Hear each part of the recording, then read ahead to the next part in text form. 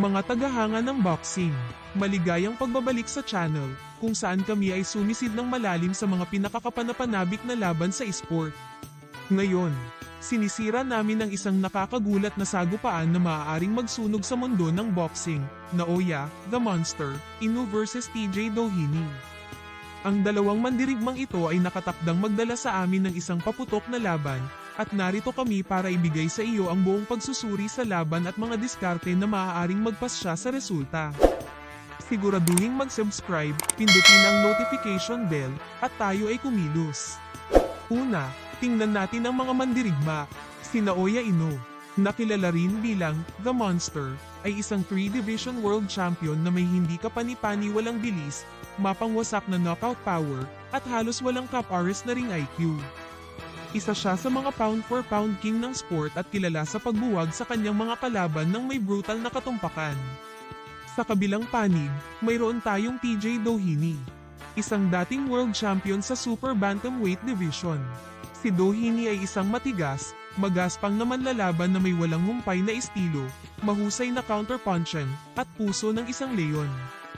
May kakayahan siyang makipaglaban sa ilan sa mga pinakamahusay sa mundo at laging lumalaban. Ngayon, hatiin natin ang laban na ito mula sa tatlong pangunahing pananaw, opensa, depensa, at ring generalship.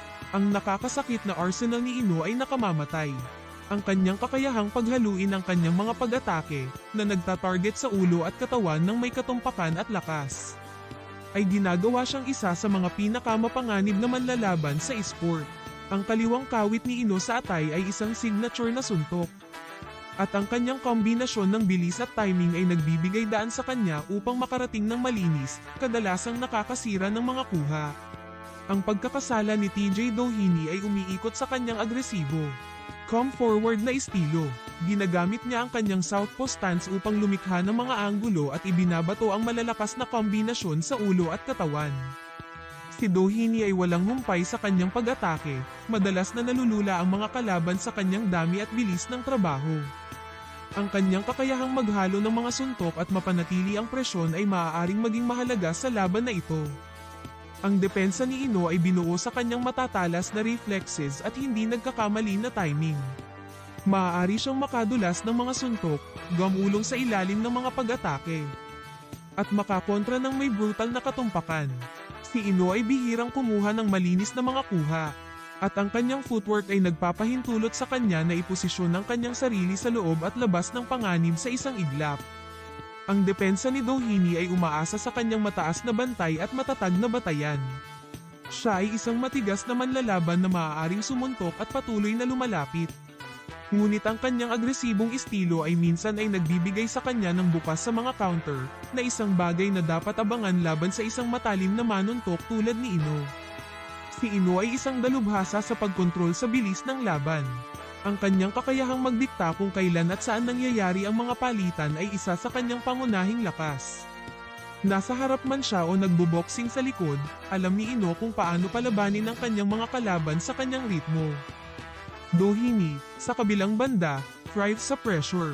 Gusto niyang isara ang distansya, pilitin ang kanyang mga kalaban sa hindi komportable na mga sitwasyon, at maghagis ng mga suntok sa mga bungkos. Kung matagumpay na maputol ni Doheny ang singsing at gagawin itong malapit na laban, maaari niyang guluhin ang ritmo ni Inoue at magtagumpay. Ngayon, pag-usapan natin ang diskarte para sa parehong mga manlalaban. Para kay Naoya Inoue, ang susi sa tagumpay ay ang paggamit ng kanyang superior na kakayahan sa boxing, pagpapanatili ng distansya, at paglapag ng tumpak na mga counterpunch. Kailangang in-neutralize ni Inoue ang pressure ni Doheny sa pamamagitan ng pag-target sa katawan ng maaga at paggamit ng kanyang mabilis na footwork para maiwasan ang matagal na palitan. Para kay TJ Doheny, ang plano ng laro ay dapat tumuon sa pagsasara ng distansya at gawin itong isang magaspang, mataas na dami ng labanan. Kailangan niyang maglapat ng walang humpay na presyon, manatili sa loob ng hanay ng pagsuntok ni Inoue, at maghagis ng mga kombinasyon sa katawan at ulo upang subukang sirain ang The Monster. Ngayon, pag-usapan natin ang mga hula at susi sa tagumpay. Kung mapapanatili ni Inoue ang laban sa gusto niyang distansya, gamitin ang kanyang superior na bilis at footwork, at maingat na piliin ang kanyang mga shot. Malamang na dominahin niya ang mga palitan at maaari pang maka-score ng knockout sa isa sa kanyang mga brutal na shot sa katawan. Para kay Doheny, ang kanyang landas tungo sa tagumpay ay nakasalalay sa paggawa nito ng isang magaspang, mataas na presyon na labanan. Kung kaya niyang isara ang agwat, pag-alitan si Ino sa loob, at alisin siya sa kanyang comfort zone, magkakaroon siya ng pagkakataong gumawa ng mahirap na desisyon o maka-score ng upset. Ang laban na ito ay may lahat ng sangkap ng isang plus eco. Sa isang panig, mayroon kaming katumpakan, bilis, at lakas ng knockout ni Naoya Ino, at sa kabilang banda, ang walang humpay na pagsalakay at puso ni TJ Doheny. Hindi mahalaga kung paano ito gumaganap. Tiyak na ito ay isang barn burner. Sino sa tingin mo ang manggaguna sa pasabog na laban na ito?